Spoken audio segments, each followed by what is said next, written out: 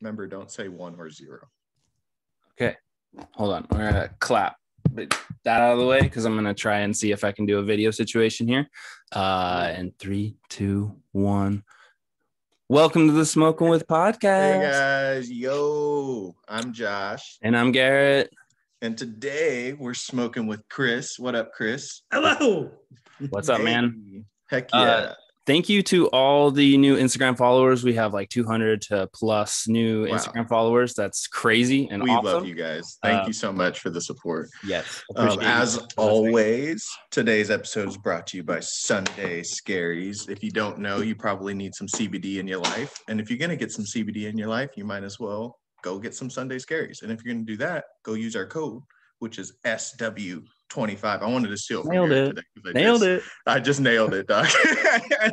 So, yeah. Go get 25% off. Code SW25, guys. Again, if you're gonna get CBD, might as well save some money. Also, I just threw together this new website, smokingwith.com. Glorious. It's thrown together literally in the last couple days, but I encourage you guys to go check it out. Please go. DM us, tell us what you think, or email us. But anyway, we are here with Chris, and go ahead and lay it all out, Chris. man. Yeah, tell us a little bit about yourself, dude. Yeah, well, I've had an obsession with the plant going back many more years before legality. And I kind of took that passion about 7.5 years ago, packed it up with my wife, went from Texas to Washington. From there, we've been zigging and zagging all over the nation, just trying to see every single side of it. I've always been an ADD kid, so I've always just tried to figure out shit from different sides, and collectively found myself back in Oklahoma with the owner of a company where I started my cannabis career. And so it's just the world's come full circle, man. It's really cool. Yeah. And that plant you're talking about peyote, right? Well, I'm not the biggest of cacti. It tends to leave me being a prick. But it's the Mary Jane. She's a friend of mine. Yes, of course. The wonderful Cannabis. And you're settled down currently in Oklahoma, or are you still ready to move, or what's going on? Well, I'm still 100% nomadic. This is just the lifestyle that my wife and I have kind of chosen. And this is just kind of what we do. So driving is a really fun pastime of mine. Longest freaking day driving was 22 hours long and over 1,000 miles. Jesus Christ. That was a lot of fun. Where were like the marking points start and stop? Gold Beach, Oregon, to Boozman, Montana, clipping through Washington and hit Spokane. So nice. So up and over. Yeah. And that'd got to be a pretty good, like a really beautiful drive, is it not? Like once you hit like the mountains and like Montana, Idaho area. Dude, once you're outside of any city, it always turns into a new biome, right. Like you got your grass type Pokemon, you got you got your water type. It's everywhere, man. So it's all different, and it's really cool to see like how they run into each other. And so you see the biome change in like a 5 to 6 mile area, and you're like, oh, shit got real. Cool. Right. What's out of all the places you've been, what's your like least favorite biome or climate or whatever? 100% New Mexico. Because I had a dog at the time, and there is no grass there. It is all goat head spurs, and it just stabs. My dog had to learn how to pee on concrete because like, just fuck that yard over there. Just damn. It is really bad. You could go through New Mexico, and it is a wasteland. It reminds me of Mad Max, like when we were driving through there, and it was cold as shit. So it looks like it's a desert still, but there's like ice and it snows. And you're like, what? Yeah. Right. Josh, if you could turn your gain up just a little bit. Yeah. I think we'll be perfect. Yeah. Yep. Are we gaining on you? We're gaining on. Is Chris's good? That's why I'm having you turn yours up, is just to like match his level, as you're a little quiet. Yeah. I know you were just taking your dab, and so once I have you two together, now we're good. Oh, hell yeah. But so New Mexico is just a wasteland desert. I shouldn't even decide to go through there when we go on our journey. Or might as well. If you can hook around it, Colorado is a way better view. So here's the thing. New Mexico's where all the Area 51 and all the alien shit's at, right? So I mean, there's probably some cool things to go see just to say you did. Like that weird mailbox thing that's out in the middle of nowhere or whatever. I mean, is it? It's a mailbox out in the middle of nowhere, right? Yeah, but it's all alien. Ooh. Okay. Wait, is also they also sell pressed pennies right next to it. Oh, yeah, right. Yeah, for 50 cents for a flattened penny. And isn't New Mexico place where you want to go get some meth too? Isn't Breaking Bad? Didn't that take place in Albuquerque? Probably, yeah. I think so. I mean, a lot of places like that meth around. Yeah, there's it's nothing else to do, and it's a deserty out in the middle of nowhere community. I mean, what else? You're probably gonna find some meth. Yeah. Yeah. Okay. And then you just fly. And then so the counter to that, Chris, what was your favorite biome? I love Southern Oregon by far. Grants Pass area, just the trees, most of it's BLM land, so it's federal trees and stuff, so it's just gorgeous forestry, lovely wet, and down there it's real. A lot of cannabis is kind of grown, and a lot of really good cannabis is grown. And I like this plant. About Grants Pass, right? Yeah. Go back to the Dutch Bros days. Yeah, Chronicpalooza. Yeah. Plus, Grants Pass is it doesn't rain a shit ton there, and it has good, nice, warm weather every so often. You have dunes there, a little drive away. There's a lot of cool stuff down. I could get down with Southern Oregon. I've always liked the Pacific Northwest for sure. But then again, I haven't really been east of Nevada, so. Yeah, I don't know if I'm a big fan of the Midwest biome, but there's good food out here, and the South is hot and muggy. Yeah, right? Is Oklahoma considered Southwest? It's South. It's the South or Midwest. It's if the Midwest and the South had a love child, it would be Oklahoma. It's weird that we can even consider that either east or west, though. It's pretty middle. Yeah, smack dab in the middle. Yeah. You go up a little bit, and that's where Walmart distributes everything from, because shortest distance right in the middle. Right. Right. Less trucking from Maine to, I guess, I'm sure there's Walmarts and shit in Alaska, right? Oh, there's gotta be. Yeah. But depending on the side of Alaska, there's a Walmart everywhere, right? Top. And at least in all 50 states. I don't think that there's a state without a Walmart. I mean, you can probably go to Hawaii and then one of the islands doesn't have one, but maybe one of the islands, but the states. But the whole Hawaii, there's a Walmart in there somewhere. Yeah. You can, boat over onto that Walmart. Yeah, to do your grocery shopping. Honestly, they should just get a Walmart boat and just sail between the islands. And sell stuff off the boat. Yeah, and so they fill up the dinghy, and the dinghy comes to shore, and that's the parking thing that they do right now. They come outside the store, but they come with the dinghy now. Yeah, perfect. Oh, and then you load your groceries up. Yeah. You could order online and do it that way, yeah. So what do you guys got? What do you guys got smoking over there? Well, I'm smoking on some Oklahoma so far. Some more, some Boro. This one was Papaya Punch Tangy, because I don't like to start with indicas. I don't know. We've done enough episodes now where I know that's a bad idea. Yeah. So I got, unfortunately. Yeah, right. Unfortunately. But I want to do it right. And so start with a nice happy sativa and probably work my way down. I got some really good rosin. It's going to sing a little bit. It's going to do a little. Which I was surprised to find out here, but can you see that? It's really light. Yeah, right? Well, I mean, it's like a glare. That's all I can. Ooh, the other way. Turn the other way. There we go. Turn it more. That's actually really pretty. Like butter. Right. If it's really nice, like a butter. Right. And then it like nice consistency. Yeah. I love it. It's slurricane, so I'm gonna wait till the very end. But I mean, I saw that and I was like, wow, that's the best stuff I've seen out here in Oklahoma. Oh yeah. I don't actually know what this is, but this is one of the random ones I brought. Level Up concentrate.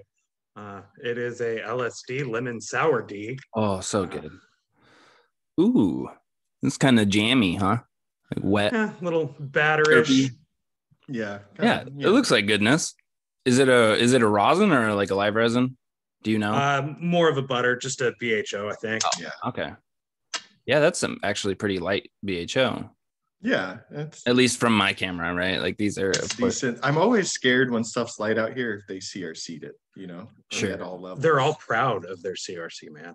Right. That's what I'm saying. Out here, they're like, look how light it is. And I was like, but now it tastes like gloves. Yeah. And the super bougie one is called albino. It's like, really? Oh my God. What the fuck? Like the stuff that's just white. All the flavor out. So Chris, you have this awesome tool that you call, what do you call it? It is a Seahorse by Luca. Oh, okay. Yeah. Oh, Luca stuff. It's Luca's honey badger. Yeah. It is 100%. Yeah. Currently, we are doing a 15-second warm-up followed by a 30-second full burn where we can actually go into the dabs. That sounds pretty technical. I don't know if the warm-up is always necessary. Oh, is that like part of their instruction? Yeah. No, but you just turn it on by holding the button. Right. And is that like got a ceramic tip to it, or is that like a titanium? We have a little quartz dome in here, and then inside is a little coil. At the same time, this is actually removable. And whenever during the opening, I was actually doing a card on it because it's a 510 thread. Also comes with a little hose accessory that extends it so you can actually put it through your dab rig. And so it's quite convenient. Yeah. Yeah, and versatile. It does all the honey badger things. Yeah. No, that's pretty sick, actually. How long does that battery usually last you? About a good hour of dabbing, and then I gotta recharge it. Yeah. An hour is pretty good though. But also the cool part, tear down, super easy, little goopy, but just this piece of glass, and then it's just that right there, which they give you a little pipe cleaner to be able to clean it out. Nice. So it's low maintenance as well. Very. Oh yeah. And then, okay, so Chris, you said that you are in the cannabis industry and they're in Oklahoma, correct? Correct. And what do you do? I am quality control. I try to make sure that there is quality is under control. Right. You make sure the weed actually looks like the weed should look. Appropriate weed at appropriate prices. Correct. Yeah. Okay. And then, so how did you come about getting this position? You just smoke a lot of weed and told them, hey, I can sort it for you. Indeed.com searching Danks, actually found it there. But Indeed.com, I was searching, and then I found Danks, and then I called and I asked about the owner. I was like, is this guy still around? And he's like, yeah, he's still my boss. It was actually Josh, whenever I was doing the initial inquiry, to come back around. Yeah. Right. Josh was the manager or the boss at the time? You were going and setting shit up? Interviews, yeah. Uh-huh. I did his first interview and I think his call. Yeah. And ran nice. The second interview over the weekend, and you're getting quiet, Josh. I don't know why you're so quiet. I turned my gain up too, and it says I'm peaking on my end. Like I'm hitting. Are you talking into the right portion? I'm sure you're talking into the right part of the mic, right? Yeah. Okay. Yeah, just got to cover some bases. Maybe if I'm peaking, it's getting quiet because it's trying to like not peak. Oh, there you Is go. That better? Yeah. Okay. That was better. What was happening. Okay. It was you're so loud. You're flipping. Maybe turn you down a little bit more. Sorry, guys. Sorry, guys. We're really bad at this. We're experiencing technical difficulties. Please stand by. We'll figure it out though. Is that a little better? Yeah, much better. Okay, cool. And we're back. All right. Thanks, guys, for sticking around, bearing with us, and just ignore that. Let's all forget that together collectively. Yeah. At least Chris sees the rawness and what the fuck is going on. No, it just segues. It's all good. So I guess circle back, call Chris, and do his first interview for the position of quality control, which is just like a fancy name for the buyer out in Oklahoma. It's old school, right? Like it's medical. So people are bringing like totes of weed and you're picking through it and making sure it doesn't have any rot or any like bugs or seeds or, you know, like you just got to make sure. And then you got to weigh it out because these motherfuckers don't know how to use a scale. That weight 454 is a pound. Excuse me. Yeah. Excuse me. Like no, it's 448. Yeah, 448. Oh man, when they do that, I let Google correct them. Right. Like I've had so many people do that. I'm just like, Google. And clearly so is Chris. Yeah. And I'm just like, like how many grams are in a pound? And it'll be 454. 454.628 or something like that. And you're like, thanks, Google. So like, here's what probably happens is there's probably guys who actually get away with that. And so they try that every time. And so that way they're like, oh, dude, yeah, I could skim off 10 grams on this pound. And not only that, there's dispensaries that are buying it at the That's what I'm 448 pound. And they're happy with it. And it's like, but what? It's 28 times 16. Yeah, it's just a $2,000 pound, man. You do realize you lost this amount of money, right? Right. Just right off the top. Yeah. Right.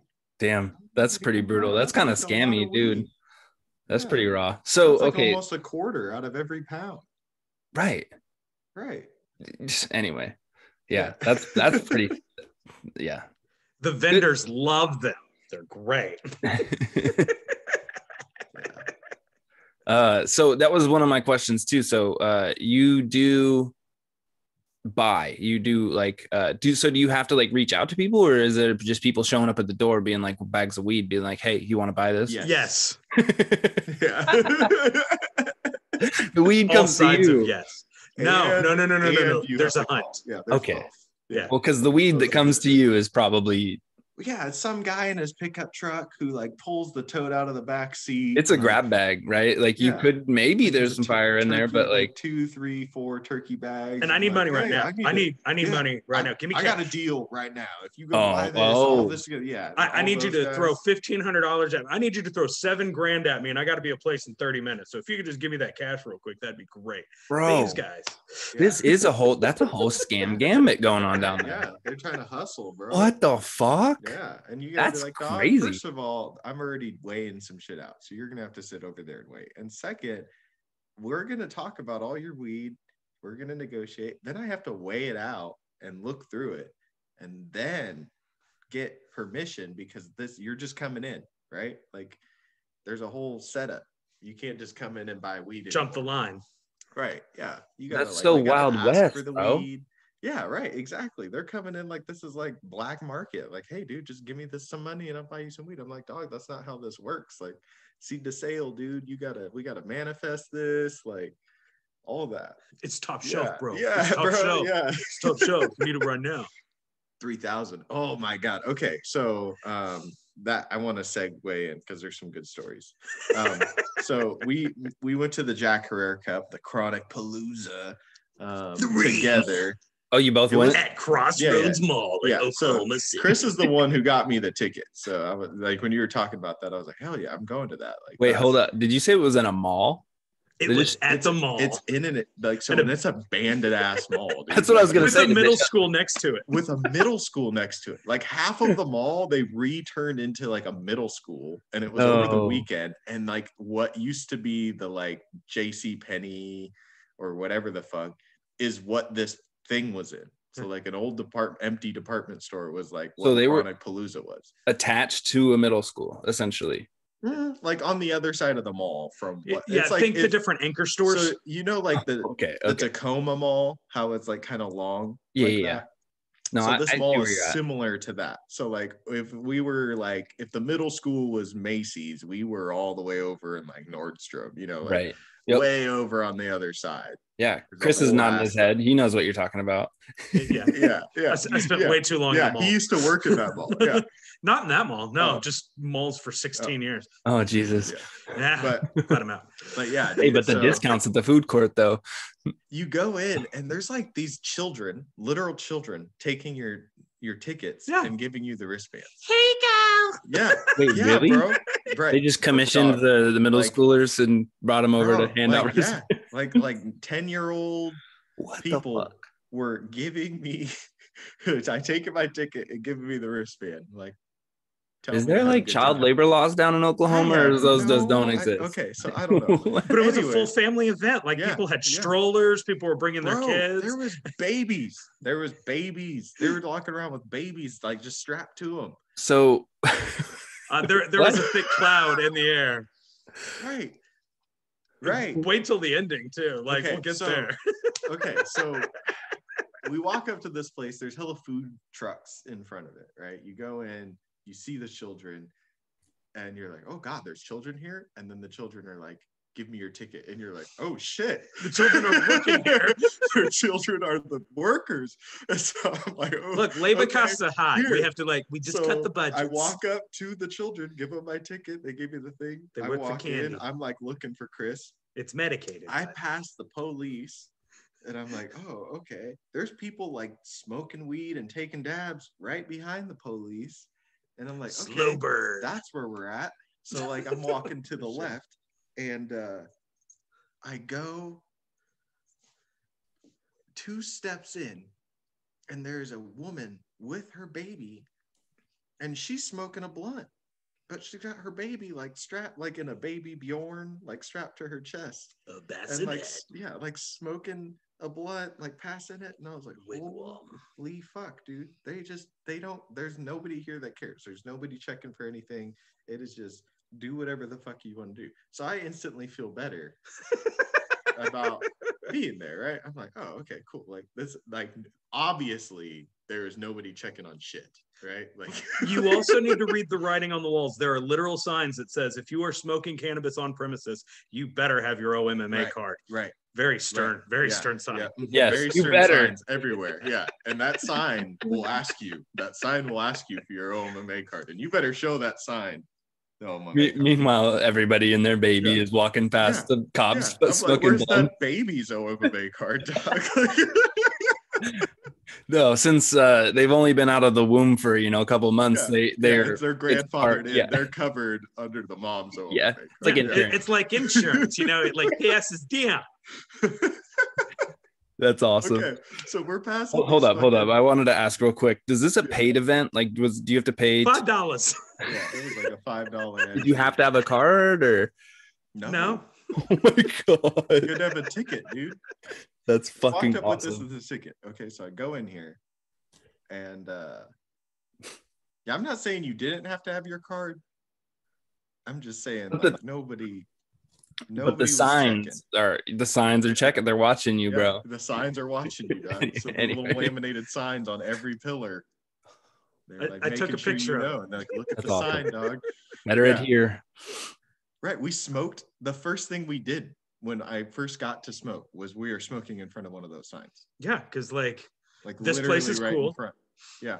So I walk around. I meet up with this guy because I'm like looking for him, and he's like, "I'm over here," and I'm like, you know what?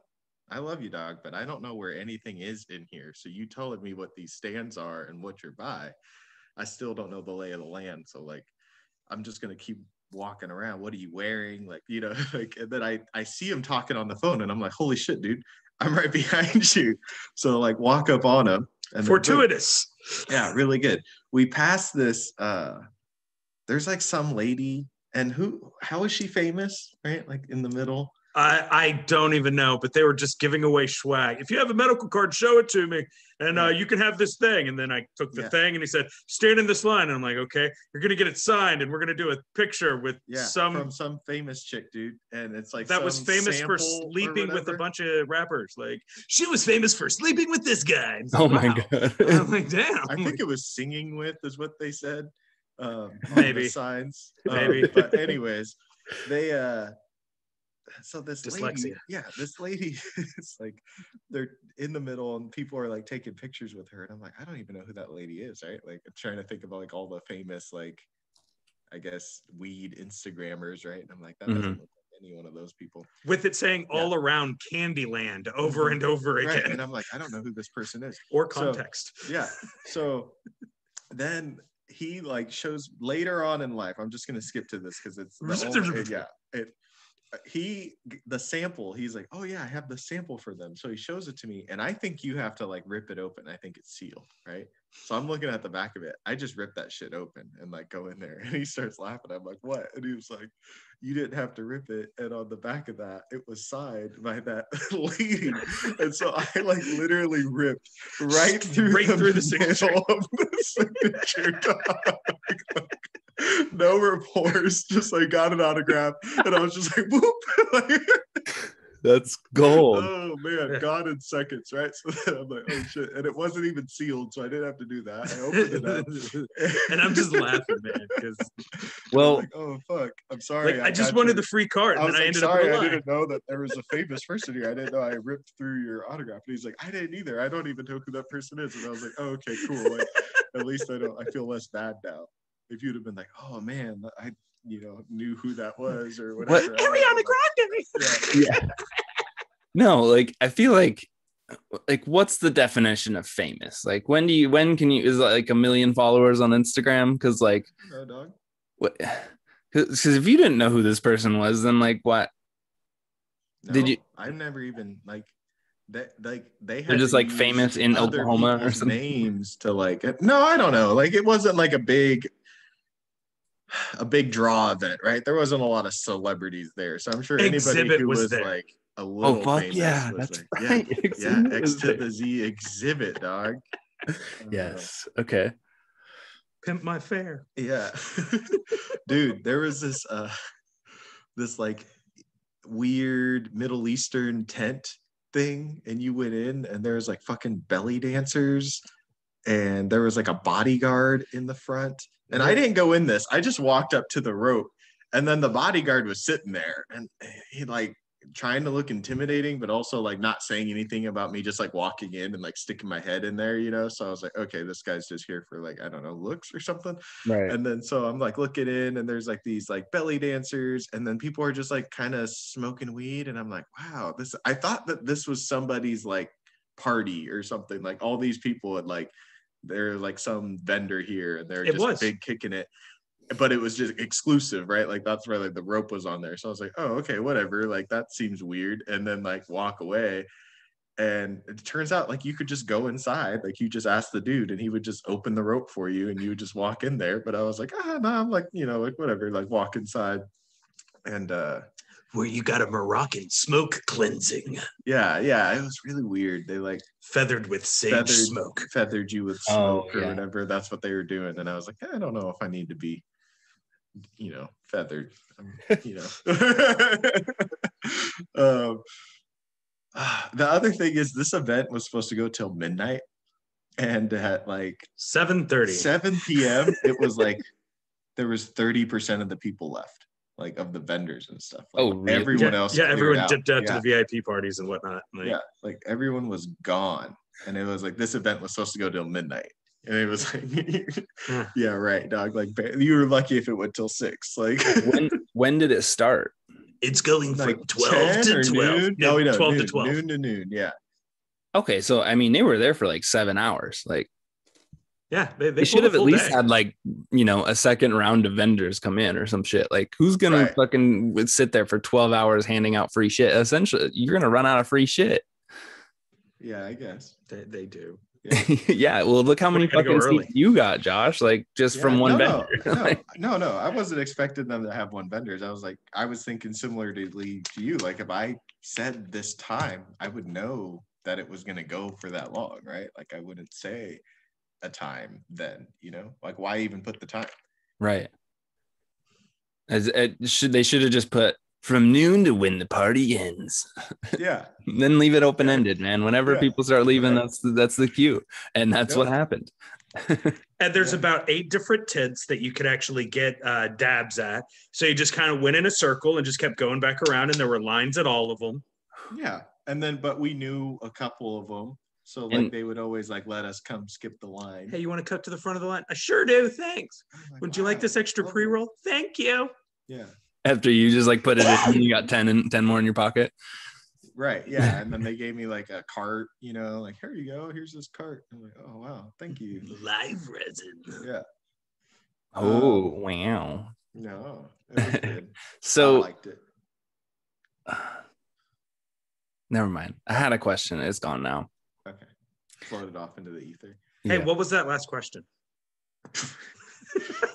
They had this outdoor situation, but Oklahoma is windy as fuck, and the weather was not nice, right? It wasn't. It was like kind of sprinkling sometimes, and then it was like just like kind of a windy day, right? Like it wasn't a nice sunny day. So like the people outside were just miserable. Like there was like tents and shit out there, but like flapping in the wind. Yeah, nobody else was really outside kicking it. And then they had these like VIP like sesh pods. Yeah, they were like a setup where you could be like kind of, I guess, away from the wind, but it was still a windbreaker with friends. But it had mesh, so I don't know how much wind it actually broke, right? Because you still had to be able to see, right? So like you could see the people inside. It was like a double mesh layer, but like that was the only people that are outside were people who had paid for this little VIP sesh pod, and it's like, yeah, dog, now you got to commit to that. It's worse smoking than just smoking inside. No. Yeah. I remembered my question, and that was is like, thank you. Oh, it's gone. No, I'm just kidding. It was like COVID. Is COVID like not a thing down there right COVID? Now? Right. Exactly. I thought so. Like, I was like, these people just smoking, serving dabs up. This is America. This is a no mask situation, isn't it? This is a flip flop to the other side. Hey, you want to smoke this joint? That situation. Yeah, you see in the Pacific Northwest where everyone's wearing the mask and the random aren't. This is the random are, and they're passionate about it. But the majority of everyone's just hanging out in a nice little gaggle of a line, about 2,000 people deep. Okay, I will say though that every single dab station was alcohol wiping the mouthpiece and all that between dabs, and every once in a while they're like every however many people they were changing rigs and then changing out the water. So like it wasn't like the vendors were being shitty about it, but like the people there obviously didn't care, right? Mm-hmm. Okay. But damn, that's gonna be a hot spot. Y'all gonna bring COVID. You're gonna bring COVID home. Oh, okay. Fuck no. Okay. But don't put that evil on me.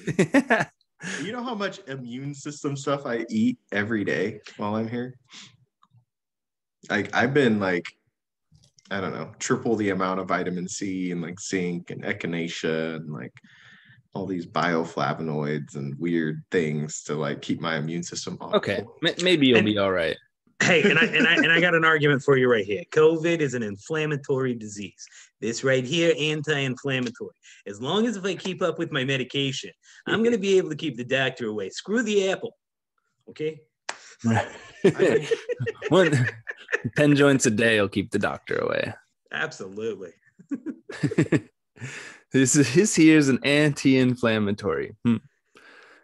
I'm sure it has to inflame the gums or the lungs a little bit. The gums. Inflames the gums. That's only if we're just talking about the smoking. It inflames them and then it like takes it away. Yeah, it's a little sadistic, you know. It's got a little BDSM in it, you know. Like it comes and fucks you up, and then it's like, I'm sorry. Yeah. First it's sour, then it's sweet. Oh man. Dude, okay. So cut back to the event, right? So we're walking around some more. I stopped by, what was that seed company you told me was going to be there? Seattle Chronic? Yeah. Okay. So Seattle Chronic seed stand was there, and I saw it, and I was like, oh shit. Right. So I pointed at that, and I looked at the guy, and I was like, holy shit, dude. I was like, are you the guy for Seattle Chronic Seeds? And he's like, no, I'm the guy from Olympia Genetics. That guy's like walking around or whatever. We're just at the same spot because we're both breeders from Washington. And I was like, oh, dude, like, and he saw my thing and he's like, oh shit, Danks. And I was like, yeah, dog, Danks Wellness Emporium. And he's like, no, like Danks and Lacey. And I was like, yeah, Danks and Lacey. And he's like, holy fuck, dude, what's up? Like, that's where I shop. And I was like, oh, dude, what's up? So I'm like talking to this guy, and he knows of the Seattle Chronic Seeds guy. And I was like, oh, my homie works at Plaid Jacket, and sometimes they use these guys' genetics. And he's like, oh, yeah, no, I've heard of them. And I was like, oh, dope. And then I was like, I didn't think anybody had heard of them. I was just trying to show you why I was familiar with that name and coming over here because my homie Garrett said they were going to be here. Okay, pause for a second, because he was just like casually was like, I think I know them. Like, yeah, I don't know if he actually knew them, but he just like, yeah, so, I think I've heard of them. Hold up. We ran their genetics in our facility, and he's toured our facility multiple times. So the Olympia guy? Yeah, that's what I was saying. I was like, so I'm just like, it's weird to me that he was like, use your genetics, and he's like, yeah, and I was like, okay, and like knows of them or whatever, and like maybe he wasn't saying too much because he didn't know if I was supposed to know. Like, that could be another thing, fair enough. Too, where he was like, I'm not going to talk to this guy about this random stuff because I'm giving them like, right. So yeah, that could have been it too. But so then because of that though, he was like, well, do you grow? And I was like, yeah. And Garrett grows and blah, blah, blah. And that's, how I know the stuff I know. And he was like, oh yeah, but I mean, like, do you grow? And I was like, yeah. And he was like, well, here, take some packs. So he gives me like however many free packs, like 4 free packs of seeds from their genetics. And I was like, well, fuck yeah. Probably going to split them with you.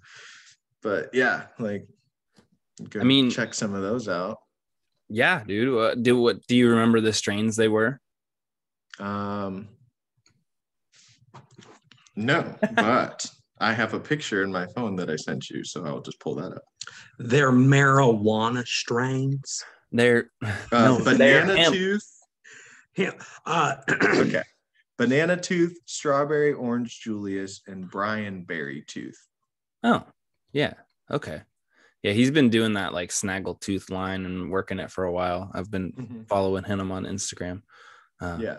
Hell yeah. No, I'm excited about all these. That second one, strawberry orange Julius sounds delicious. Yeah, right. Like I was like, dude, I want to like at least pop 1 or 2 of those, and I'll give you the other 3, and you guys can fuck with them, or you can fuck with them by yourself. Either way, I mean, it would be dope if it was tasty, and then you guys, plaid jacketed that, and had some dope strawberry orange Julius, like hash rosin. Oh, nut. That just sounds like it would be the best tasting thing ever, right? Yeah, and I think it would have marketability just on the name. Oh yeah, dog. Oh yeah. You would probably have to like change the spelling of Julius because it's like legit like the same. Like they would sue you, but like if you changed it to a small boy named Julius in the branding. Yeah. Right. Oh no. So Chris, if someone came at you with a bag of weed called Strawberry Orange Julius, would you want to check it out? I would absolutely check it out. Most recently, we've had a strain come through that's called Double Tangy Banana. It's that heavenly. It deserves that kind of sing song. And then I told you about that, but I got some orange velvet underground. Oh man, it's called Orange Velvet Underground. Yeah, it is delightful. It is like. It smells like straight up orange, and then it's got this nice, like little, like spicy, like funk back end to it. And this is flower. Ooh. Yes, this is flower. Yeah, I wish I had smell-o-vision. Yeah, it's that stuff. We can take it out. I will. I was like, I can't see any of that. But again, webcams and your lighting is pretty terrible. Yeah, you're terrible in this whole place. I was like, what's the best and brightest place? And so I, picked the wrong. Maybe I can turn some lights in here to like even it out. No, I think if you had your camera, if you had the light facing like right on you instead of from the side, like so if we rotated the setup here. Yeah, but really don't worry about it. I mean, it's not. Yeah. No, we're not going to worry about that because I forgot we have this little ottoman between us that has all the dab shit on it. Oh, that's not moving. Yeah, that'd be a pain. You'd be shit would be falling all over the place. Oh yeah, dog. R.I.P. This like $12 rig that I bought. I want to drop it like it's hot. Right. No, $12. That's so awesome. Real money. Yeah. Just figured you would have got one at the Palooza that you went to. Oh no, No, they're overpriced. They were there. way Not for free. overpriced. Like I figure people just be handing out stupid shit. No, they're handed out like stickers and like little sometimes you get samples of weed, which was dope. I got like edibles, I got joints, which we instantly smoked, right? Like all the joints I got, we smoked. Yeah, those weren't going home. I was like, oh, okay, cool. I'm lighting this. Nice.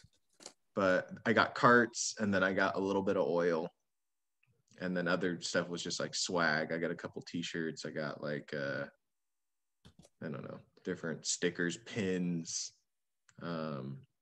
And then they also, this one place was giving out like air fresheners that smelt like the flavor of their carts. So they were like flavored carts? They're flavored carts, yeah. So this is like lemon Faderade is the one I got, but it was like the terps that they use to flavor the carts they put on an air freshener, and I was like, oh, that's kind of cool. Yeah, I mean, if you're doing flavored carts, right? Like if that's what your market is, and you're doing the thing, you're like, hey, doc, like it smells and Papa delicious. always smoked those dabs, so when we plugged it in, we could still smell it. It reminded us of AM. Oh my god! I want one of those like grandpa pipe, like vape batteries. What? Like have you seen those? The old school pipe, but you screw the vape just on the onto the end of the pipe. Yeah, like old. You just screw like this pipe portion of it onto that or something. It's just you just put it's got a 510 thread on by where the mouthpiece is at. So you just screw your fucking and then the button is like by the pipe where you're holding it, like down in front. And I wonder if I could do that with this. Hold on. Oh god, sorry. Yes. This has like oh yeah, maybe. I mean, it's short. It is be short. But I think something like this would be dope on the end of a pipe like that. And then just like, I don't know, you'd have to probably like wire it. Heat up a dab. Yeah. Ooh, man, that would be tasty. That would. Like grandpa's pipe, and it's actually a dab rig. Back in my day. I love that. I used to walk uphill both ways. You smell way better than tobacco, right? Like you'd be a good smelling grandpa. Yeah, especially if it was like cherry vanilla and you started getting like matching terpenes from the old tobaccos. Just straight vanilla.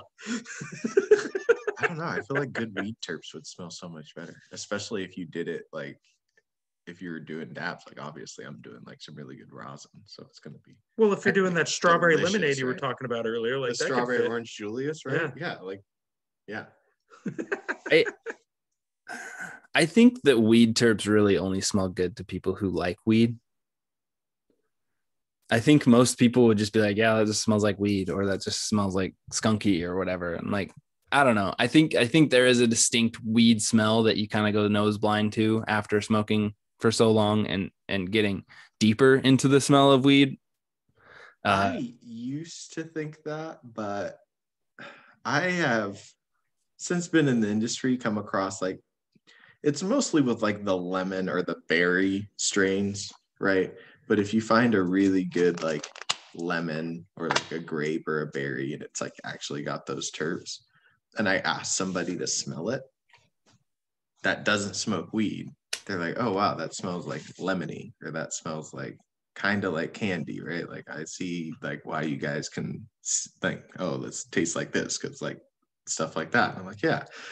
So I think that we're getting to the point where with breeding, you know, like how people were breeding for THC, people are also breeding for like good terpene content, right? And so I think now we're getting to the point where these weeds are like the tastiest they've ever been as well, right? We're going for like, you know, top shelf shit. It's also got to be really terpy. So I think because of that, like you have the weed that's not just smelling like skunk and funk like it used to, right? Like back in the day. Now it's got these other notes to it. And I think that even if it does have that underlying weed smell, which it always will, there's going to be this like hint of lemon or hint of pine or hint of other things that are familiar, and it'll make it more pleasant. But also at the same time, like smoked weed to somebody who doesn't smoke weed smells like smoked weed. Yeah, I don't think that there's but vaporized rosin. Okay. Yeah. Maybe. And there are some carbons that are there, but it really is the nose. Yeah, like and some vaporized 6-star. You have the ability, whenever you're actually smelling all these different things, for you to either go ooh or ew. Right. And it's going to be different for every single individual. So whenever you start to focus on everyone having absolutely, you got to get people's biometrics, man. It's you got to go macro to go micro. Right. Yeah. Science. Science, bitch. Yeah. Dude, did you happen to read any of these articles that I sent you, or that are in like the news, like the home grow bill for Washington? I did see the home grow bill before you sent it to me. Well, fuck you, buddy. No. Yeah, but I mean, I'm not saying that you didn't put it on here at the same time I read it. I'm just saying I had looked at this for the first time yesterday night, and then today started fucking with it. But I had heard about this like earlier in the week. Yeah, and this article was from like February 21st. So I mean, it's been known for a little bit, but dude, that's exciting. I'm really excited to see that. Because down in Oklahoma, you guys, well, it's medical, so medical people can grow, right? As long as you get a recommendation, but it's easy to get a recommendation, I imagine, right? 6 plants. You don't even need to have a medical condition to get a medical. You just need 30 minutes of time, not even usually, and you just set your ID, some piece of mail, some other credentials. Do you do online medical appointment? Dog, they do it like over a phone call. We had a drive at one of our shops, and it was like literally so out of the way that nobody noticed it, right? Like it was like one lady with a laptop and a bunch of paperwork, and then another chair for the person to sit down. And they sat down and they did the thing. They filled out the papers, showed them the things, took pictures.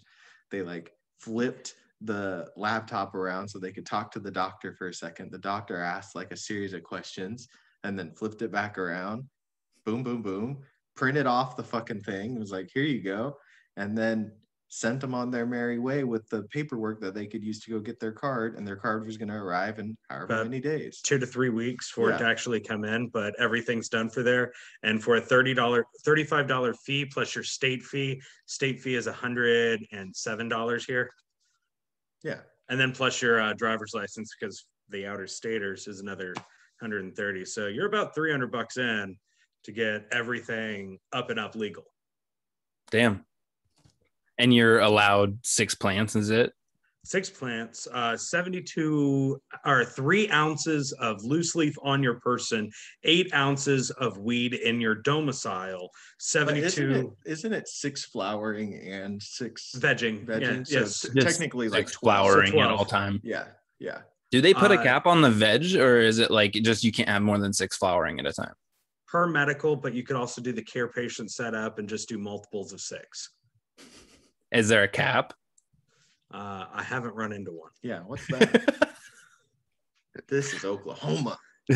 Got my cousin Bobby, Billy Bob, Bela, and they're voting for the first time ever to decide on whether or not to limit the amount of licenses that'll go through, and that's in the fall. And most people are thinking it's going to go through. Will they'll limit, like basically put a stop on like just handing out licenses. But right now, dog, there's literally not, like, if you pay and apply and you check all the boxes, here's your fucking here's your license. Like, there is no like, okay, well, you go on the waiting list and we'll give it. No, like, here you go.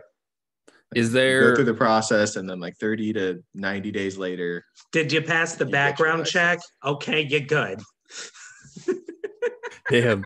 And is that like what does a license entail? Are they separate licenses like up here in Washington? Like, or you have 3 different tiers of processing, which is a little funky, and then there's dispensary, and then a grow license. And I think there's only 2. No, I don't even think there's tiers for the grow. I think like you literally, like, however much land you got, like you just set it up. You pay your taxes per plant, I think, anyways. So yep. On your taxes, they say that it is $1,300 per plant that you harvest is what the rate that they are taxing you at, unless you prove otherwise.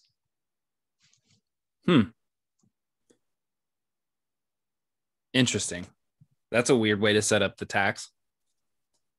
I think it's a little cheaper than $1,300.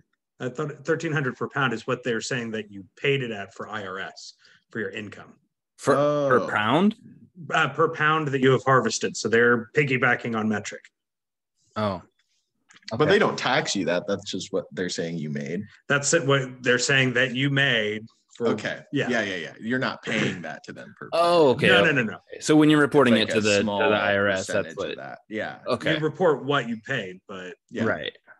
That's the minimum, or they take like they take a percentage of that. I think a guess is what it seems like. They're just like, oh, this is like probably a, what like a minimum sell your unless pound you prove at. otherwise. Yeah, exactly. So like if you made less than that, then you prove. And then I'm sure that if you make more than that, you're supposed to let them know. But like I'm sure that there's probably some people that don't. And there's not a lot of checking comes out. online, that's not going to be possible anymore, right? So that's kind of why they're doing that too, because like everything's going to be tracked. There's no like, oh well, no, we made 1,300. That's all we made, and they really sold that pound for like 2,800 or something. Right, threw it out the back door. Yeah. Right. Yeah, that's what I imagined. If they based it off of that, if they're like, oh, well, if this is all we have to report and we make more than that, like why would we tell them that we made more than that? That's I mean, it seems sketchy as fuck down there in Oklahoma. So I mean, as far as the weed, it's half sketchy. Yeah, it's very wild. It's Wild like West. 1 foot in, 1 foot out of the black market, right? Which is very interesting because like so many other states have been legal for a good amount of time, and they just want to do it their own way. They're like, no, we got to figure this shit out. Hold my beer. I think they're doing it in a way that is just very business friendly. I think it's not anything to do with like figuring shit out. It's like they didn't want to get involved. They didn't want to put limitations on it. Like they wanted capitalism to just kind of do the thing, but it's a medical market. It's not quite the same. Cause I get it. Like in a capitalist mentality, it's like, dude, you let whoever compete and the strong will survive, right? The other people will stop making money. They won't be able to afford it and they'll close up. Like, they'll figure it out. That's what capitalism does. Let them pay their money, right? Like if they're going to pay us $2,500 to try, whatever, dog. Like however many percentage of those are just going to fail, and we just got $2,500, right? Right. And we get a X amount of percentage on the ones that are making money. So it's like a win-win for them in the sense that like from that standpoint, you're like, whatever. But like in a medical market and saturation and all these other things, they're like, ooh, yeah, maybe we shouldn't just let whoever come and play and but it's also fingers in the pie. And stuff. It's fun to watch the political kind of things that are kind of coming behind it. Like there's mayors of Wagner, Oklahoma, that said that they're trying to make that city the cannabis capital and have all sorts of touristy crap through. Mm-hmm. So it's moving into out of taboo and into the norm, which I'm all for. Right. Yeah. And as far as like they want to incorporate cannabis more in that city. Yeah. They want it to be a destination for cannabis. Interesting, but okay. I'm like, you got to do something. Curious to see how that goes.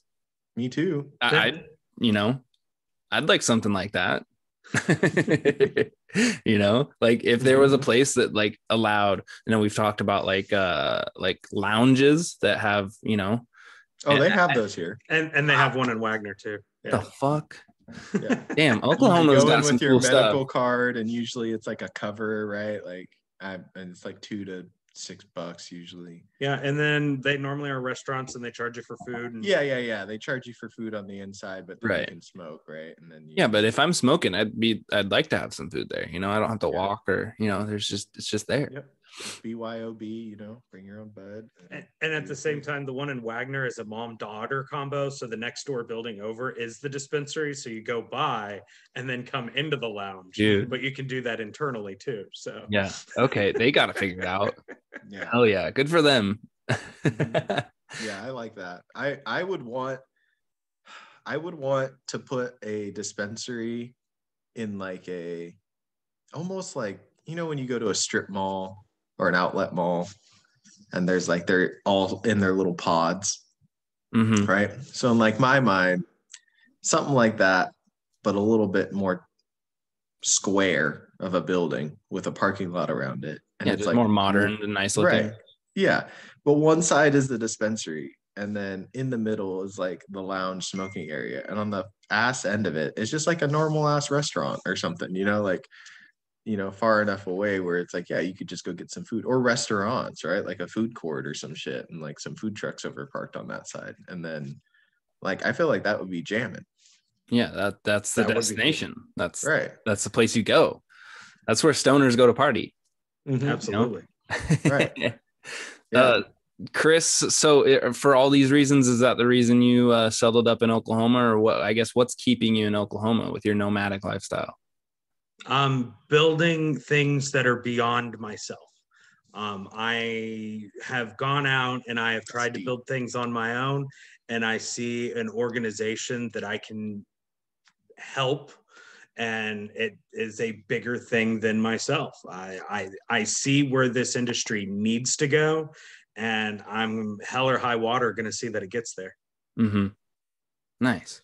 And so what you're talking about is Danks, right? And Danks is the place where you want to help build up, right? Is what you're. Danks is the dispensary end of what I'm working on, but there are many, many facets to what I'm trying to do, because my ultimate goal is to have 1,000 people working for themselves within this industry, and I don't make a dime off of it. I want it to grow. I want it to be a living organism, and we have the ability to get there, and it rejuvenates small business. Yeah, this gets deep.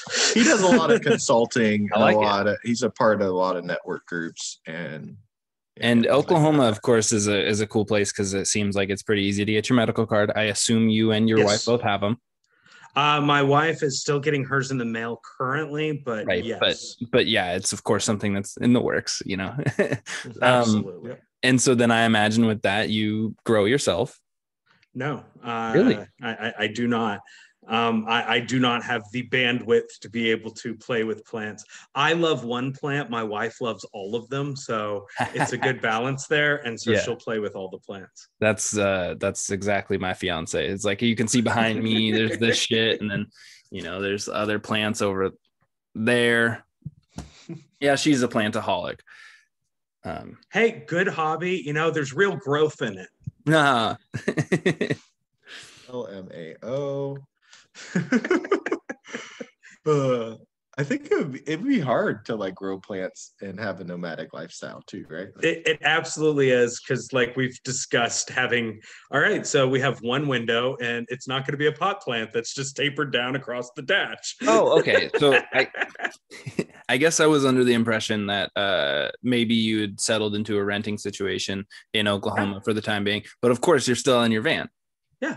That makes complete sense. Of course you wouldn't grow in a van. Like there's no room for that. Yeah. Sure. And in fact, I'm trying to prevent things from growing in my van.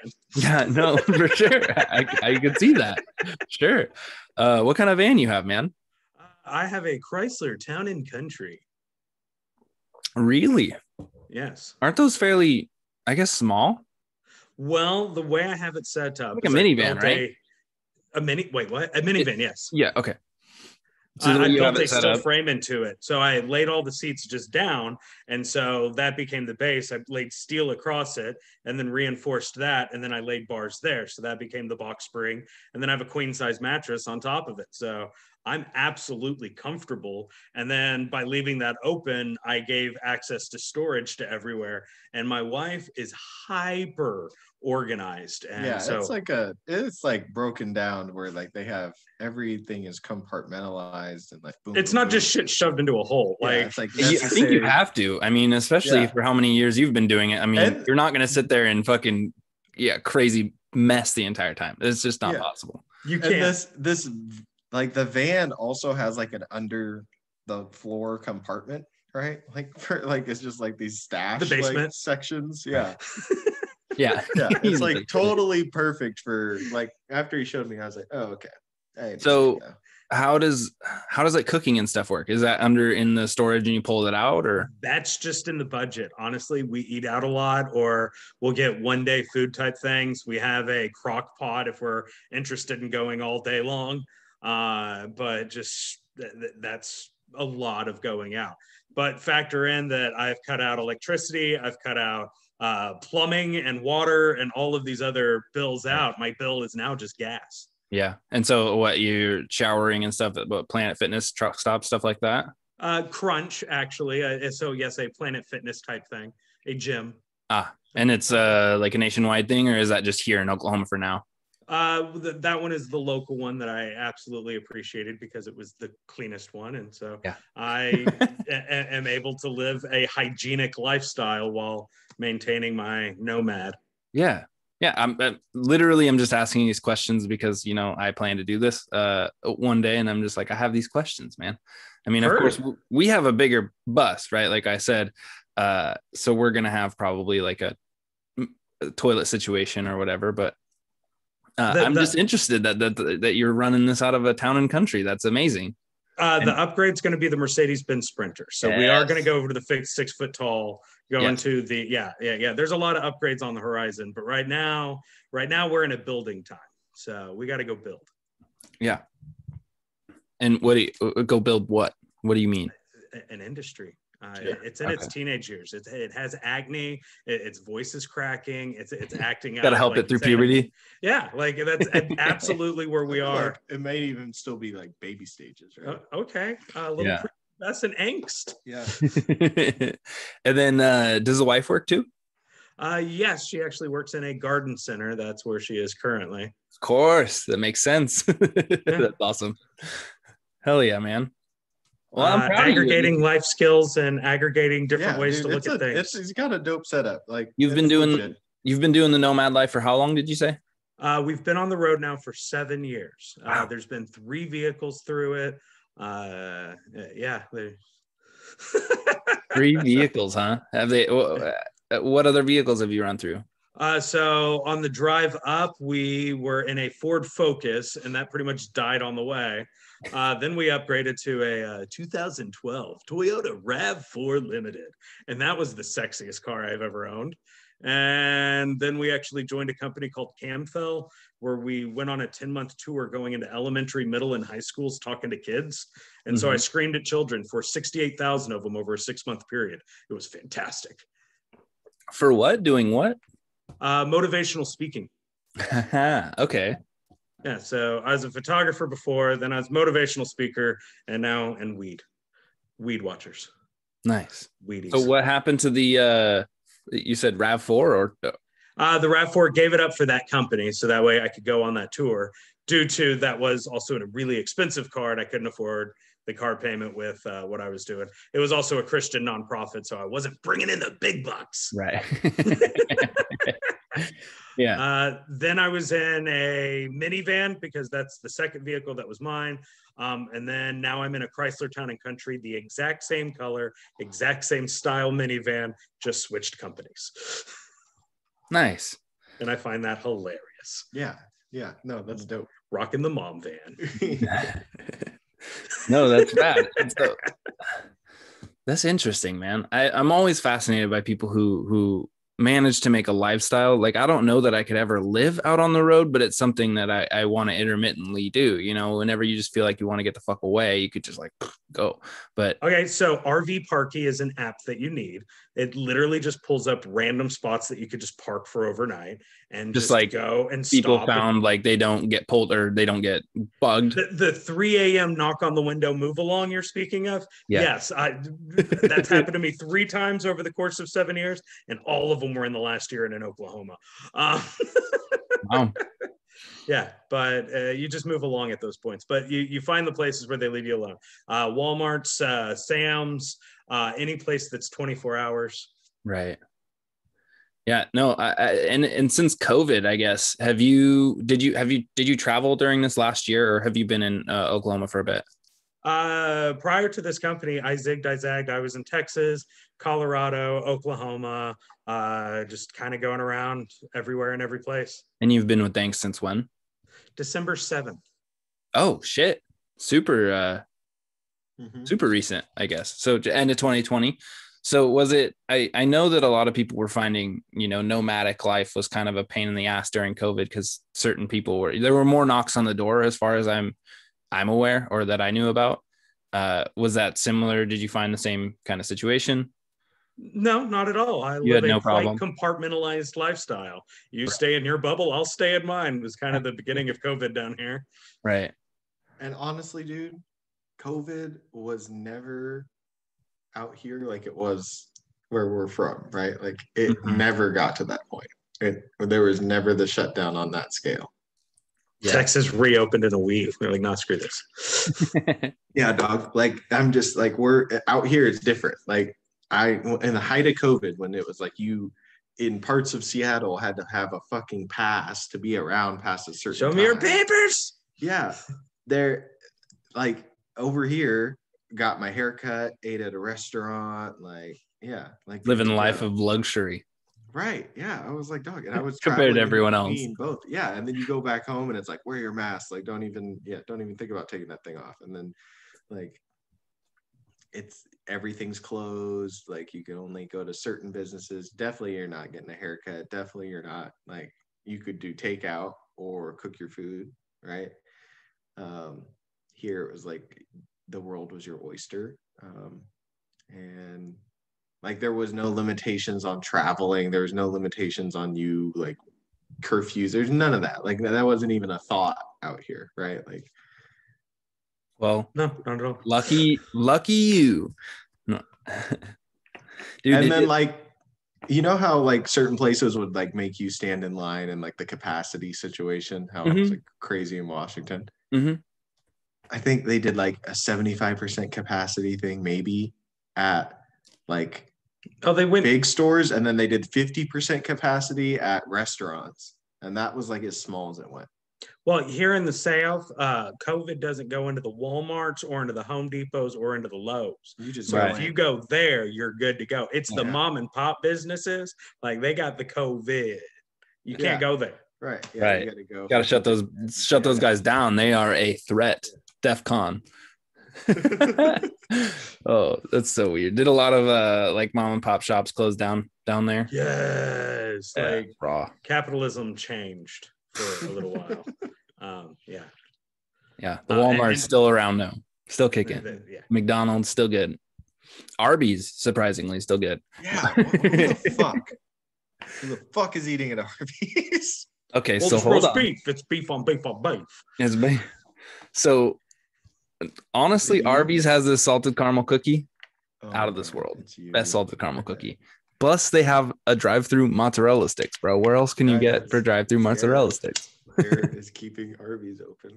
No. I honestly haven't been to Arby's for a very long time, but I drive by it and I think about that cookie a lot.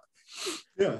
Okay. So like there are some things from Arby's. Like if somebody was and like, curly we're fries. going to Arby's, and I woke up from a trip and they were like, we're at Arby's. Like, this is what we're eating. What do you want? Sliders. I'm going to get something, right? I'm going to probably get like a turkey sandwich with like bacon on it or something, right? But then like Meat I'm Mountain there for the fries. Like those are good. You do those in a curly or straight. Okay. Curly. Yeah. Curly. Yeah. 100%. Okay. Seasoned curly with the You go to McDonald's for straight fries. Yeah. Yeah. 100%. You know, if you go to Arby's and you get fries and you don't get curly fries, stop. You're wrong. Go somewhere else. Because you're not getting the best experience. Dude, I don't know if I got this. Did I get this Fatso and ice cream cake rosin since you've been there? You haven't smoked this, right? No. Oh. This. Oh, God. That looks so good. That looks like Play-Doh. When you play with Play-Doh, anything goes. It's really good. This Fatso, yeah. I'm gonna not blow through it in hopes that you eventually get to taste it. But there's this, and then there's the ice cream cake. But this Fatso has like salt. I think I've tasted ice cream cake before. I just don't think I've ever tasted the Fatso. You had the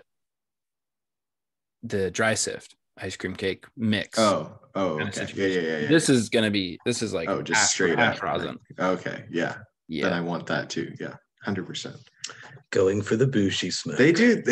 All the weed that they've come out with so far, and I'm not just being biased. I've like genuinely enjoyed the bangers, right? Like the ones that are like, yeah, we're proud of this one. I'm like, yeah, me too. Like this is good. I would buy this. She bangs.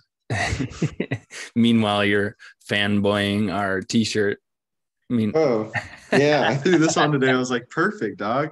I thought it was gonna be just like my plain gray. I have a plain like gray shirt that I got from Target, and I have a pink one too. That's like the same color because this was inside out when I grabbed it. mm-hmm. And so I grabbed it, and I was like, didn't care what shirt it was, but it ended up being this, and I was like, well, perfect. This is like the way of the universe. That's how that works out. What do you got on your shirt, Chris? What is that? I am rocking the Slow Burn. Yeah, Slow Burn's a company out here. We kicked it at their little booth thing the most because they honestly they had the best setup. They had like 2 like pop-up tent style things in the back of the setup, but then they had like a whole ass like couch lounge area in front, and then you would go behind it to go smoke dabs, or you could just smoke right there, sit in the chairs, or like stand up and talk and kick it with the food trucks adjacent. And yeah, it was the closest thing to the front door where they're having parties like that, so you could quickly go get food and quickly come back. Like, it was nice. I get that. I mean, it was a strategic play on their end. Yeah, they did good. I'm proud of them. And then about halfway through the second day, they're like, you see all the merch that was up here? And I was like, yeah, where'd it go? And they're like, well, we took it all down because we're going to take it to your shop on 420. And I was like, hell's to the yeah. Yeah, and they gave out like little bags and stuff. It was dope. And they gave me a shirt, and Chris got this hoodie. Hell yeah. Were they just giving swag out like at random? Why did he get a sweatshirt? Swag to people that bought their stuff. Oh, so it wasn't like super at random. But they were also selling it out there too. Yeah, and then also like me and Chris are. You just get free shit. We're homies, and we hung out with them all weekend. So they're like, "Hey, those guys, we'll give them stuff." Hell yeah! And they're the sales director, and we keep giving them money. Yeah, you're right. Like if we get on this guy's good side, he'll buy our shit. No. I'll buy more dabs, but I need a sweatshirt. I'm so cold. I'm so cold. This wind cuts right through. Dude, it's so sad. I came completely unprepared. I got the one dab out of the puff coat, and now it's dead. Oh no! Be sad. Hook the charger up to your computer. It's like in the other room, and I'm like under this table. Like table I'm sitting on. Yeah.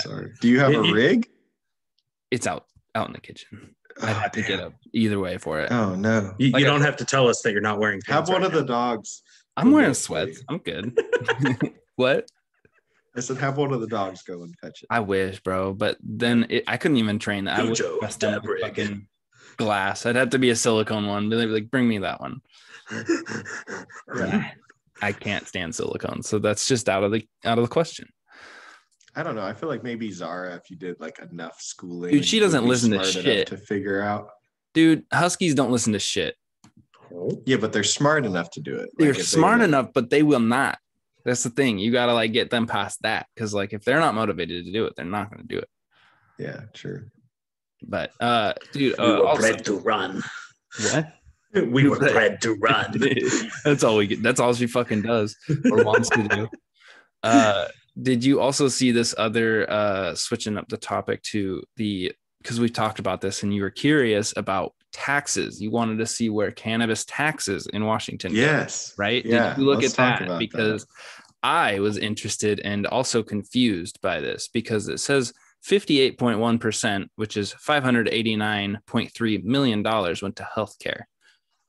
And it doesn't seem like it. You know what I mean? Like, there were a lot of masks ordered. Yeah. It's like, how do you think you got the vaccine? It's like, no, you can't. You can't do that. Here we go. Okay. So yeah, you scroll down, there's a graphic that goes down. Research and testing. Licensing enforcement. Okay. So 30%, or no, 30 million. Sorry, Mike. 3%. 30 million went back to the LCB. Perfect. You pay us to fuck with you. Yeah. Wow. Yeah. Love that they take $30 million. Like, what the fuck are they doing for $30 million? And then how many employees they got? Then scroll down to the very bottom one. Well, hang on. Education and prevention. There's the 2% that they're taking. General fund. State general fund. Not do it. A third of the money, guys. A third of the money goes straight into the state general fund. It goes into the whatever the fuck we want fund. Wow. Hey, we gave you weed. We get a third. I love that. Because if you think about it, the taxes are 30% of that. And so now this is a third of that 30%. Oh, they just love fucking with the 30%. Yeah, hey, dude. can I get 10% of your revenue? Wow. Thanks. So they say 60% of it goes to healthcare. They're like, oh yeah, 60% straight to healthcare.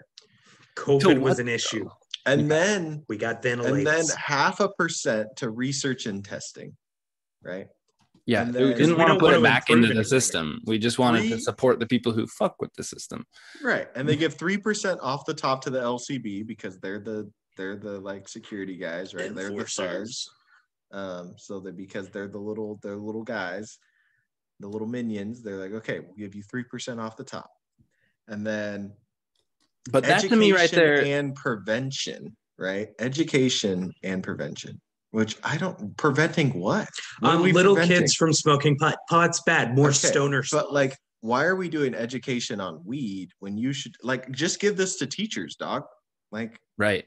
Just give 3% to actual education. Like, just give it to the officers that were doing DARE before it showed me heroin. Like, and it should be more, right? Like they should just be, this money should go to schools, not like, right. Maybe it is local government. I like that they give it back to local governments 3%, but the local governments also stack their tax on the weed. Like you also have to pay the local governments the tax too.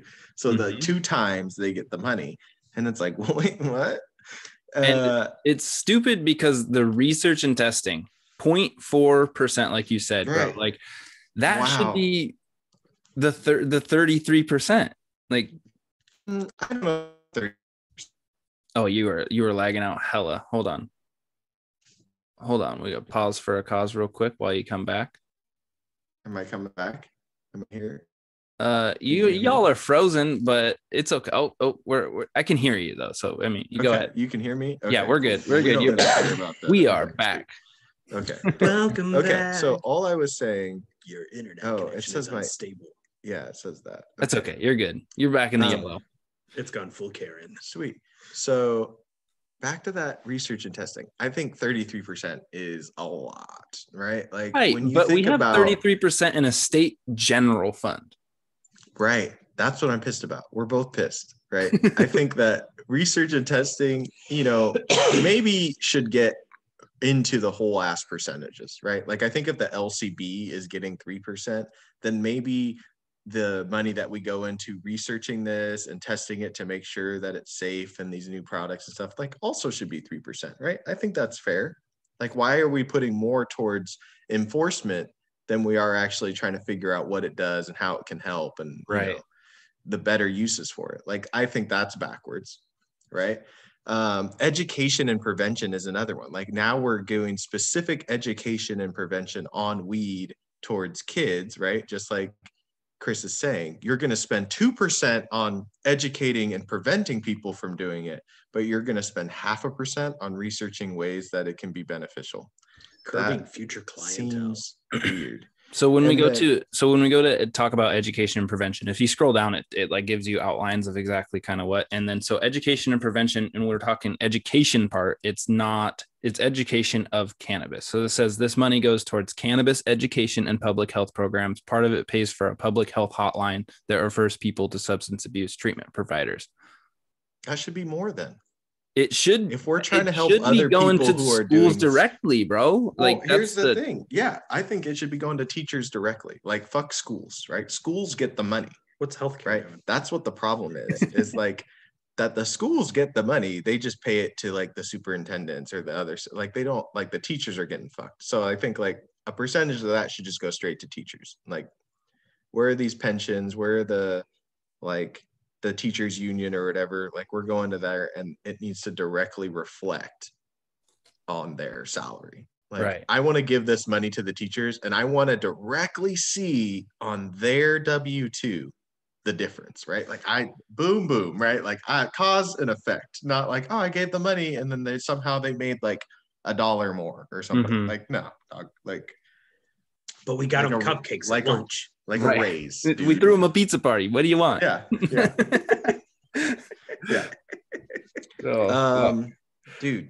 Yeah, this makes me mad that there's a third of it goes in the state general fund, and then the other third of it pretty much goes into the healthcare, and then they like trickle off these little things towards other stuff. 60% goes to healthcare. What are they doing in healthcare? 60%. And it's like, okay, cool. Healthcare, they 490 million of it went to this basic health plan trust account. Well, that's because that's the state healthcare thing. So like that makes sense. Like I'm okay with 500 million going to paying for like people for healthcare, right? Like that's like our Obamacare, but state. Yeah, and hopefully it reaches it reaches the people who need it. And I guess I haven't seen the direct like outcome of that, but again, like I don't know. I feel like that much money should have opened it up for a lot of people to get healthcare. Mm-hmm. Almost 600 million. Well, I guess in this case, I don't know, 500 million. But yeah, anyway, that's the taxes for at least Washington State and what they're deciding to allocate it to. Yeah, LMAO. And how LCB gets stupid. 25 million, dude. Yeah, which I don't know, man. Like, and then guess what? The other little bit, the little bit off the top that comes from that, they give to the Washington State Patrol. Perfect. Wow, I hate that. Let's give it to the people who get arrested for the people who are funding them. Like, right. Oh my gosh, dog. Now they're gonna pull you over for the weed that you bought. That's paying them to pull you over. Right. Yeah. Yeah. Oh, and I mean, like it could be somebody in the industry who gets pulled over and has weed on them, and they have unfortunate circumstances, and then they end up going to jail. Mm-hmm. Or having a fat ass ticket now that goes directly back to the Washington State. So now they get the double time. Like, oh man, that makes me mad. So do you like hit the joint and blow it in his face and say, my taxes pay your salary? And I'm telling him that you smelled like weed when you came to the car, so they do a random drug test on you tomorrow. Good luck, sir. Because when you search this vehicle, you're going to be high by the time you get out of it. Mm-hmm. Yeah, honestly. I'm brown, so I know you turned that body cam off. Yeah, fuck. You saw me in the mirror and you turned that shit off. Mm-hmm. Mm-hmm. Oh, speaking of brown people, I guess. Did you segues? Yeah, speaking of us. Yeah. Did you see the George Floyd Chauvin trial outcome? Yes. Yeah. Yes. Very good job. Justice for George Floyd, dude. Yeah. Like, honestly. I was kind of mad at the people who are like, well, he was a bad person. And I'm like, okay, I honestly don't care. Right? So was Derek, though, bro. Right. Well, what I'm saying is it shouldn't matter when you're being arrested if you are actually a criminal or not, because I'm hoping you're being arrested because you're a criminal, right? Like the assumption is, right? If you're being arrested, it should be for something bad, right? But even then, I feel like if you're being arrested, even for doing something bad, we have a justice system. We have due process. Like that person should go to court. That person should go and see all the way through. And then if they're found guilty, they go to jail. Like I believe that that's what should happen, right? And anytime you have somebody overstep that, I think there should be consequences. In any other industry, if you overstep, if you do something that you weren't supposed to, you lose your job, you get fired, you get your license taken away, right? Like things happen, especially with repeated offenses, right? Like that's the other thing. Like this guy had like however many like other domestic like different abuse cases with like him personally and with other cases where he was like being too rough, right? Like then you're like, damn dog, like how many times do we let somebody, I think he had like kill somebody doing surgery, right? Like how many heart surgeons are be like, like, yeah, I've killed like 30 people, and they're still they're still surgeons. The hospital's still like, yeah, we love you. Probably not, right? Like if your success rate sucks, you probably lose your job, right? Like you probably just don't get to do that anymore. Yeah. Yeah. I mean, and in his like 18 or 19 years of being an officer, he had like 17 or 18 complaints. Right. I'm like, So, damn, dog, what? I don't know. Yeah. Dude, a mailman, right? Like, let's just make it simple. A mail guy. If he delivers the wrong mail 17 times, you think he's still going to be employed at the no, probably not. Unions. Fucking unions. It's interesting too, because like I'll hop on like Twitter or something like that, and I feel like this is like our generation's OJ trial or some shit, dude. Like there's so many people defending him still, and like so many people who are just like, I don't know, it's very divided. Yeah, it is definitely weird. Our generation's like, it's not as in depth, but it's definitely as much like it's definitely it's like another like separation. big case that is like causing a bunch of divide, and unfortunately it's a racial one, right? Right. I'm glad that there was some sort of just justification for somebody doing the wrong thing. Like, I shouldn't matter what race and what was happening. Like, this person doing this during their job should have penalty, right? Like, honestly, at the end of the day, when people are like, well, it's just, you just care because I've seen these other posts where it's like, you know, a white guy dies getting arrested. And I'm like, no, dog, that sucks too. Like, aren't you mad also? Like, that the cops can just kill you and nothing happens? Like, now, don't you see how that is unfortunate? Like, no, they shouldn't. That should just not happen to you. We should have a police system that, you know, doesn't kill the people they're policing. I agree with that. Unless they're like actively killing other people or trying to kill the police, right? Like, there's obviously a line, right, where you're saving people, or you're causing safety, and you're taking away the threat and neutralizing the threat. I get that, but you know, probably you're not neutralizing a threat when you're doing a traffic stop, right? Or you're like stopping somebody from like stealing some bullshit. Right. Yeah, it's not necessarily a violent. You're not saving the you're not saving the world. Armed. Right? Like he's not taking people out. Like, this isn't a movie. Like, you're just arrest the guy, right? I also saw that there was a lot of officers quitting over the outcome of the trial. Yeah. And if I had a bunch of complaints and I was one of those guys too, I would probably quit before I got fired or got on trial too. Yeah, but like, for sure. But like, good, I'm glad they're quitting now, because like, hell yeah, they should quit in mass. Because honestly, dude, if you are one of the cops that are out there that are getting just hunting people, and now there's precedence in court for you to get in trouble for the thing that you did, you should leave. Like, get out now. You know, like, that is your best option. We don't want you there. And honestly, right now, this is probably your only opportunity to get out without going to jail. So do it. Yeah. So anyway, that was some news. But I'm glad that there was some justice. I'm interested to see what happens now. And I hope for more of this, because I do hope that also people can feel safe and secure with the police being around, right? Like, I want that to be the world that we live in, is like, there's one day where like a cop comes and you're like, oh shit, the cops are here. It's like, oh, okay, cool. Like, they're like, good things are going to happen now because the cops are here. That should be how you feel. It doesn't matter who you are, what you do, the color of your skin, whatever. They should bring a sense of safety and security. And at one point, I'm sure that they did, right? And in some instances, they do. You know, I just want that to be the standard. Yeah. I even like when I'm next to or like around a cop in my car, I'm like, fuck, man, I get instantly nervous. I'm like, oh, but generally it's probably because I got a gram of weed in my car. Right. Or you're like going 5 over or something, but it's like, dog, what if we just like, oh, okay, cool. Like, cops are here, things are going to be okay. Like, if you're at a public event or something, even like the cops being there make me feel nervous that they're there. Not like, oh, okay, cool, the cops are here, shit's gonna be cool now. Yeah, unfortunately. Anyway.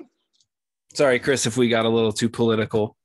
Oh no, you're good, man. I have family that are cops, and I also grew up in Texas where I have 2 pot charges, so I see both sides of this argument, because I literally married it. Now, the cop that I really don't appreciate is actually the motorcycle cop.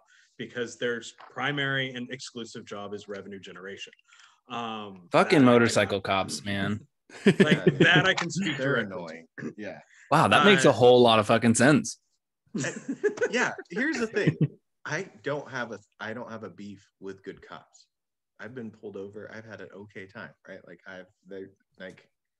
I will never be like, yeah, fuck the police and all cops are black. I don't believe all anything are anything, right? Like I just think that there's definitely exceptions to every rule, and I will never be on that, like, you know, total spectrum. It's not black and white, right? There's no inherently good or bad. It's people are people. I mean, people are people, right? Exactly. There I feel are that bad way about like literally everything, even like churches, and everyone's beefing with churches. I'm like, yeah, like maybe some of those churches are bad, but that doesn't mean all of them are. Like now you're attacking everything. Like that doesn't mean that.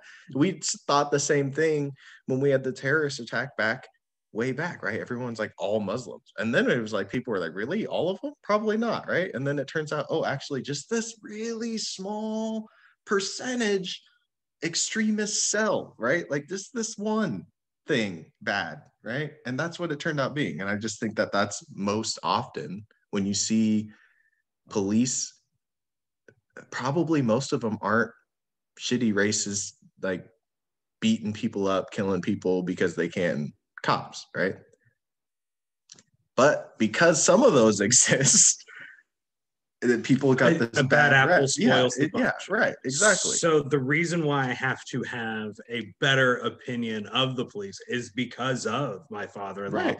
The last year that he was on the Burke Burnett Police Department, he wrote 7 tickets, and that's because they wouldn't let him not write them. He just wants to go away, and you go home. He doesn't want to incur barriers of financial debt to people. Right. That's not his bag. Basically he wants to be like, and I get that, the like type of person that just wants to ensure that you know that you did something wrong, like, and I want you to recognize you did something wrong. So and now I know that I've pulled you over and had this talk with you, you're going to drive home safer. You know what I mean? And think about that the next time you're driving, you know, and probably follow you for, you know, a week to a month or whatever, right? You'll just think if you're speeding or doing something reckless, you're like, fuck, man. Like, and the hope is you slow down so you don't get in a wreck, and that he's like protecting and serving, not I just want to get this money, right? Like I'm gonna hit you with this ticket and make it suck for you. Yeah, that's because that should be the mindset. That should be how you think when you're a cop. And unfortunately, I think that because there's a high rate of veterans from the military that go straight into police work, there's a lot of untreated cases of PTSD. I'll give you that. Like, and people go and they go straight over and it's not even manifesting yet. So they pass their psych evaluations and they do all the things, right? And now they're in the force, but then like 4 or 5 years later, their PTSD starts kicking in. And now they got these other violent tendencies or weird things that are happening to them. And they slept in, and now they're tenured in because, like Chris was saying, there's a union and they got people to fight for them and they can do all these things. And that's what we're seeing. And it's like, okay, cool. Now that we know the issue, or part of the issue at least, now we can go and fix that, which is, I think, the first of what we're seeing with this one case. It's like, okay, cool. Now we're not going to let people just, oh yeah, I'm in the union. Like we're just going to slap his wrist and he can come back on the force in 3 months when he's thought about what he's done. Follow the money, though. So the money says every single time that a cop says drugs are bad, okay, they got a new gun or a shiny vehicle or a shiny helmet or a shiny riot shield. So there is a militarization and as you are making things, you are getting rewards. They made it into a capitalistic system, and this is brought to you by prisons. Right. Yeah, and it goes into the prison system and it goes and it circles back. And I think that this is the first kind of like recapturing of a very corrupt system, right? And I think that not all of it's corrupt, but there's just this one piece of it. Oh, there's a lot of pieces of it. And it's getting adjusted, and I like that. And this is good, and I think this is going to be good for the future. And I don't want to like get too political one way or the other, because honestly, like I don't feel strongly one way or the other that like I was saying, it's a total thing, right? Like I do agree that cops are necessary in some situations. And I do think that without them, shit would be it would be real Mad Maxy, right? Like it would just get kind of, we would have anarchy. You right. There would be an extreme of people who now get to do whatever they want. Not everyone, but a small percentage of people who would fuck a lot of shit up, right? And like the 80-20 rule. Right. Yeah. You got 20% of the people fucking up 80% of the environment, right? So like I want those people to be policed. And I think that they're, obviously every civilization ever has some sort of person whose job is to make sure that people just don't go crazy on people, right? Like you got guards from way back in the medieval times. The knights. Yeah, they just walk the streets and make sure that people aren't fucking shit up. Like obviously that's a job that's necessary, right, in society. So like break it up. Just make sure that those people aren't pieces of shit and we're good. Yeah. Oh shit. Do we want to talk about Jaleel? I do that. Yes, I do. I'm glad you brought that up because I do want to talk about that. I am excited because literally it was one of those secret things that the whole time I was like, why doesn't that motherfucker get into weed? Like the whole time I'm like, literally all of these Jaleel other White. Yes. Yeah. Okay. So it's like literally all of these other people have just at least put their face on something. Right. He could at least do that, right? Like he's got it, the purple Urkel, right? And then boom, like did the announcement with Snoop Dogg. I was like, yes. Anybody got any cheese? Yeah. This is dope. Yeah, no, I just hope that it turns out and it's good. Like I hope that it's quality. I hope and it seems like he's involved in it. At least from my perspective. So I hope that he doesn't. I think so here's the thing I think about the celebrity company. There's two types, right? There's the cookies, right? And the lemonade, and then hopefully the purple Urkel, the purple. And then, you have like your Willie Nelson and your Cheech and Chong, and like the other people that are literally just slapping their name on any old bag of weed. Jay and Silent Bob. Because of their name. Yeah. Jay and Silent Bob, Ice Cube, like all these other people that do it on the other side of the spectrum where they're really not involved in the company. They're just letting them use their namesake or use their face. Like they're not really doing anything. They're not making any decisions. They're not trying to make this business successful. They don't care about the quality. They're like, yeah, whatever. Just pay me a little bit of money off the top. Right. And I'll go to the events and I'll, collect the clout for it. And, maybe they have a state or two where their product is really good. So they, they're liked more there, right? Like I'm sure Cheech and Chong have one state where like the stuff that they have that's Chong's choice or Tommy's whatever, like it's good. And Cheech has got his thing too, that's good. But the stuff I've experienced in the other states, it's not, right? Like so Chong's gonna take 50%. Right. And I'm hoping that this is more of a cookies vibe. And I'm not saying cookies is the best, but Burner is a celebrity, right? Like Burner is famous. He's a rapper. Like he makes money other ways, and he got involved in this and he put some care into it. And he does guide what the company's doing. Like maybe he's not doing the growing anymore. Sure. Maybe he's not the one breeding. Okay. But he's still involved in the company. It's his company, right? And I hope that that's this way with him. And I feel like because, it's not, I can't imagine that he's making a ton of money off of being a celebrity anymore, right? Like who, Family Jaleel? Matters money's over. Jaleel. Yeah. Like, yeah. Like, is he doing a ton of acting now? Like maybe some voiceover. TV stuff or voice stuff, right? But probably like he's not making as much money as he did doing this, being a celebrity, right? Yeah. Being an actor, doing that and just getting paid to be him, right? So I think he has the opportunity to take the weed thing seriously and do well, just like a cookies kind of thing. And dude, the logo's dope. Like I like it. I like the branding. Yeah, and I don't know if you looked too far, but their joints are like hand rolled. They aren't like cones. They're more like meaty, almost straight through. They also look like they have like a spiral macaroni as a crutch. It's it's very weird. It looks crazy. Yeah. I'm excited. Also, yeah, when you're talking about like cookies, that's the stores that it's going to be in, is the cookie stores. So I imagine it's going to be quality, if that's, Oh, cookies is quality.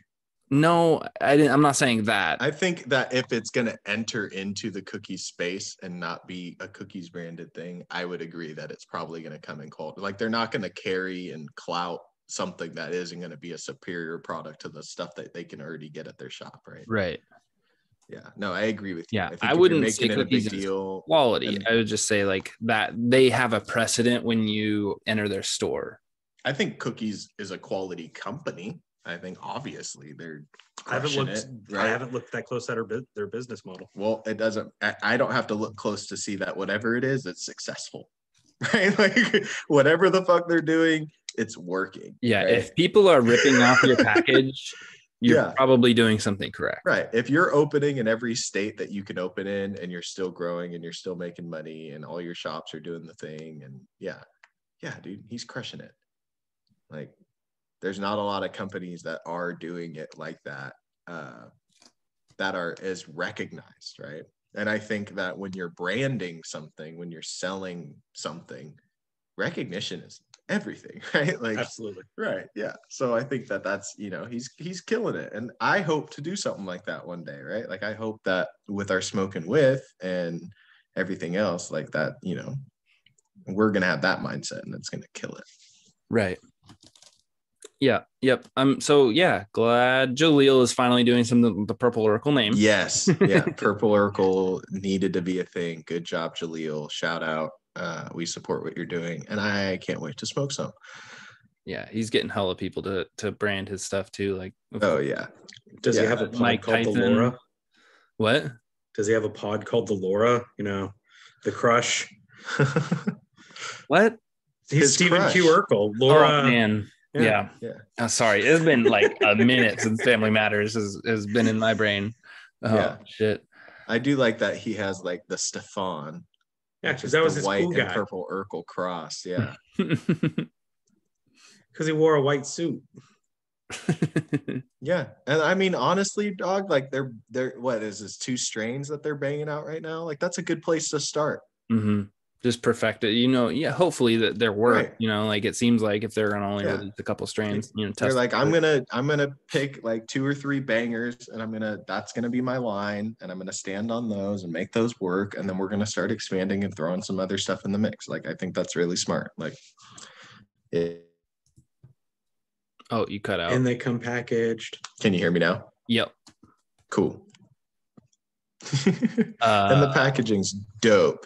Our packaging. Yeah. I like his logo. Yeah. It's just like this purple splatter with his outlined face. Mm-hmm. Yeah. It's easy. Yeah. And people recognize that, right? You're like, oh shit, Urkel. Like, yeah. Yeah. So good for Jaleel. And then I guess like the very last thing I want to talk about, and I'm banking on us having talked about this before, but the Fast and the Furious movie. Have we talked about these Fast and the Furious movies and how ridiculous they've been getting? Yeah, no, we definitely have. We've talked about that. Sure. I don't know if you probably the new one with John Cena.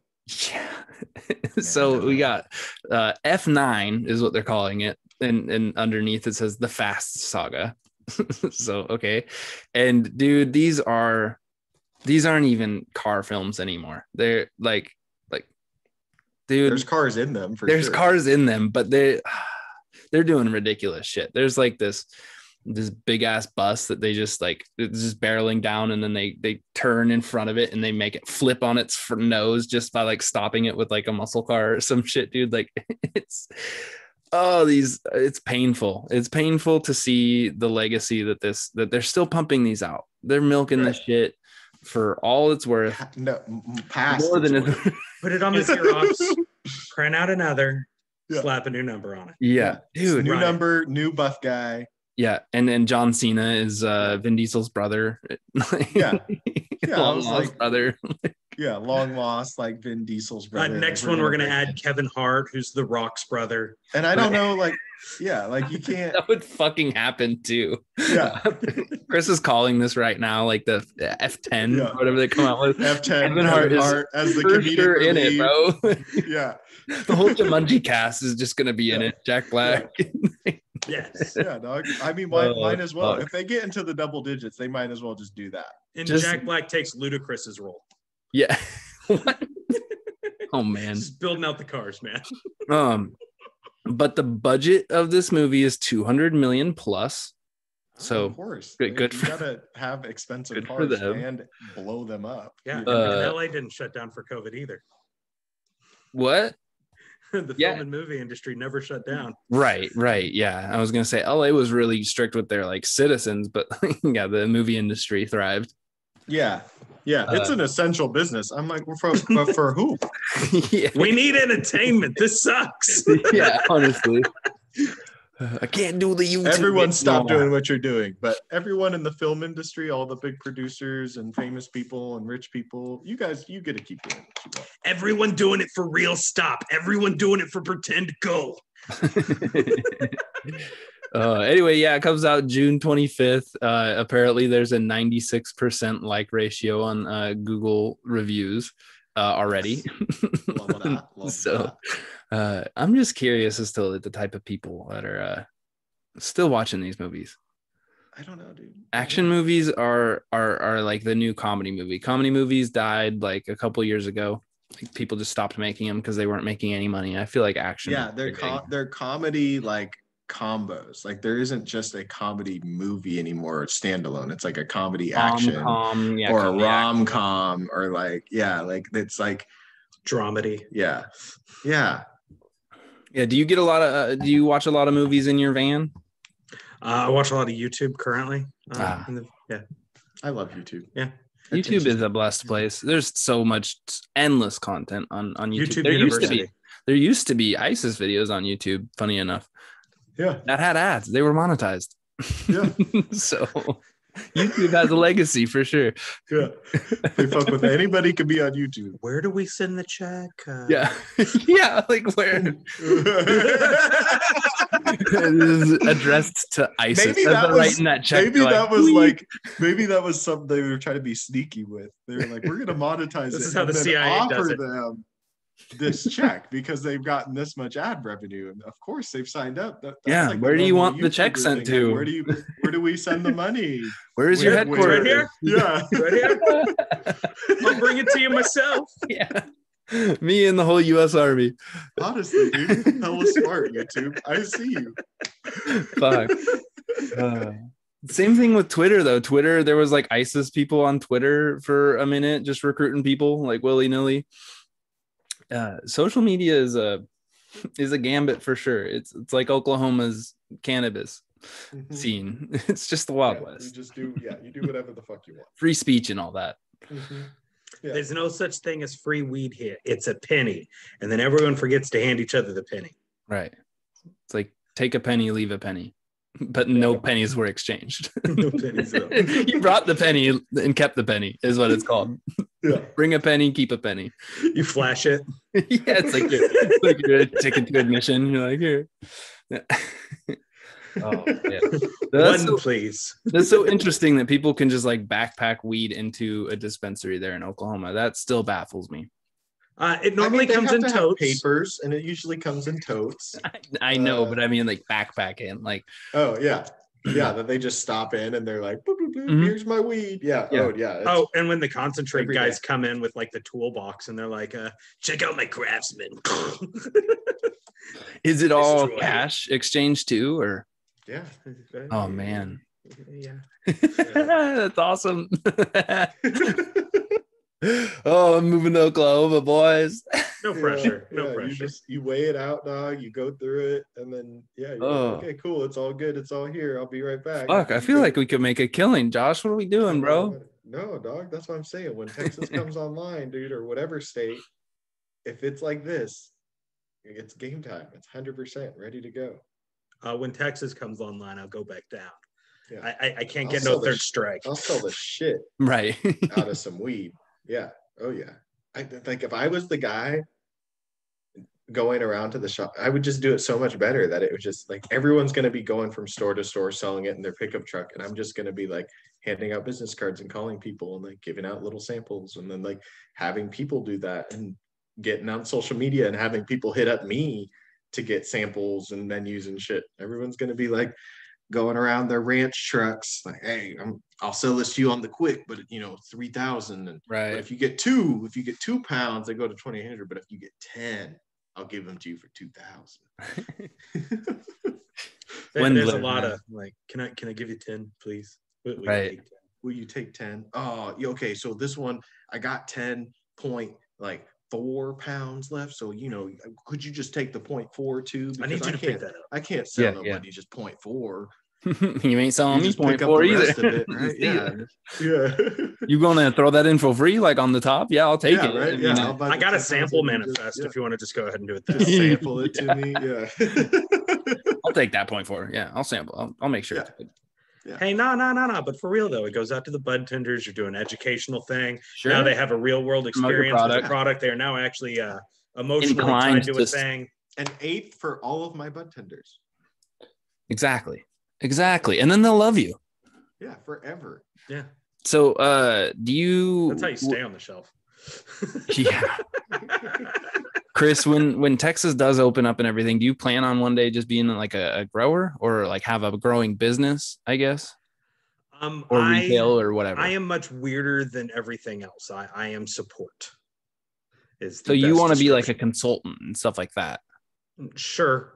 I mean, you don't want anything like hard line, but I'm just like, that's kind of what you'd be doing is like coming and, helping, build a business up or whatever, right?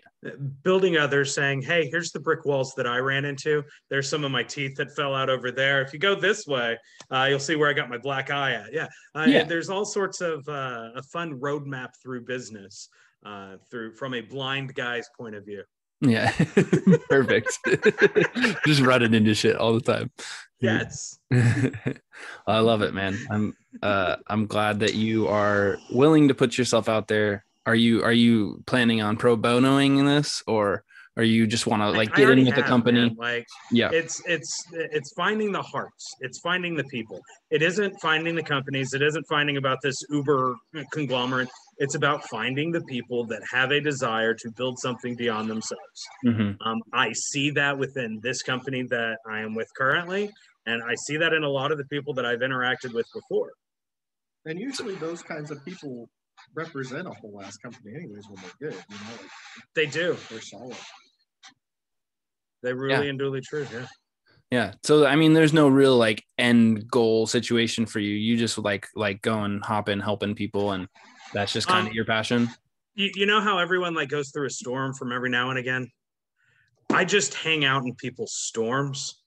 And so when the skies start to part, that's normally whenever I go on. So you like the chaos. You like fixing my best in the chaos. Hell yeah. When it is the normal bore that I fuck up. And then you're like, all right, I got to get out of here. The good news is that most successful businesses have a always existing element of chaos, right? Like not that the whole thing is chaos, but there's always at least a piece of it that's going fucked up. You're still trying to dial in this one. Yeah. Ooh, a new one. All right. Yeah. Mm-hmm. Mm-hmm. So that's why I like the entrepreneurship is you're always running into new shit. You're always having to figure out new problems. There's always a different hat that you have to wear. And then that's where the wisdom comes in, where people are like, well, how do you do this? Well, when I ran into this problem last time, here was a solution. I'm like, just like this. And they're like, oh, you're so smart. I'm like, no, it took me like 3 weeks to figure it out. Yeah, I've just done this a few times. I'm just helping you out, bro. Yeah, we're gonna just skip that and go straight to. You're like, wow, you're so wise, and I'm like, yeah, I got my ass kicked for like literally a month. Well, at that point in time, you are wise. You're just wise through a lot of failure. Yeah, or just a little, But wisdom is the ability to make good decisions. Wisdom comes from making bad decisions and learning. Exactly. Yeah, wisdom. And then you teach that. Then you just pass that along. Give a lot of credit to the teachers out there. Exactly. This is why more money needs to go to our actual education. Yeah. I think the whole institution needs to be changed. Everything else has changed over the last 100 years. Why do we have standardized testing and make factory workers? Go to school at 8 a.m., you go to a lunch, you get out at 3 p.m. Right. Repeat 5 days a week. Yeah, that's a 40-hour job. Yeah, for sure. Yeah. You could probably learn a lot more with I think it would be cool to get to a point in an industry where you know so much that they give you like an honorary doctorate. You know? Just like a What? Yeah, where they're like, hey, like I know you never actually went to school, but you literally know more about this than almost anybody. So you're actually an expert, and we want to come talk to you about shit. But in order to make it legit, we got to call you a doctor. Okay. Right. Yeah. I want that. I want that for weed. Like when I'm old, though. Like when I'm gone through the weed business, and they're like, Dr. Josh. Dr. Josh. DJ. Oh yeah, hell yeah! All right, well, I gotta pee super bad. I hope everything comes out okay in the end. This whole yeah, me too. There's one time, real quick story. I had a kidney stone. Yes, not the best time. Sorry, but called it. Yeah, no, have you been there? Have you had a kidney stone? I'm not as of yet. I haven't quite had that pleasure as of yet, but it's not a pleasure. It's probably in my future. I mean, if you're a masochist, probably a little bit. I mean, but dude, yeah. Oh yeah. No. You want to get stoned? Oh yeah. Oh, fuck. Pink. Oh. There's probably a kink out there. Piss on me with your kidney stone. Was that the best pee ever, though? Like the little bit of pee that came out after the kidney stone? No, all pain. So it's not just like going like instant relief. It's not just like, okay, so it's not just like you pee one time and then all of a sudden you pass a kidney stone. It like there's like 4 or 5 pees that hurt before that that like sting, that makes you think that you're dying, and then all of a sudden you're peeing, and then you don't want to pee. You just makes you nervous to pee, and then all of a sudden you just like hear plink, and then you're like, ow! It just feels like someone just took a sharp object, stuck it in, and just scraped it, yeah, scraped it along the side. Smooth. I mean, it's like they're rough. Yeah. So worst experience of my life for sure. Yeah, so far. Yeah. But I'm so glad that you went that far down there with me. I appreciate that. A real rough rider there. Yes, sir.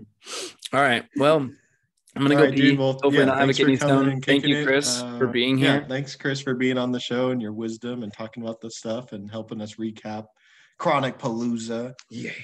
Thank you guys for listening. Thank you guys for following us.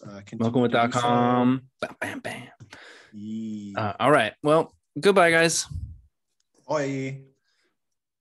Oh, yeah. I have to pee so bad. All right.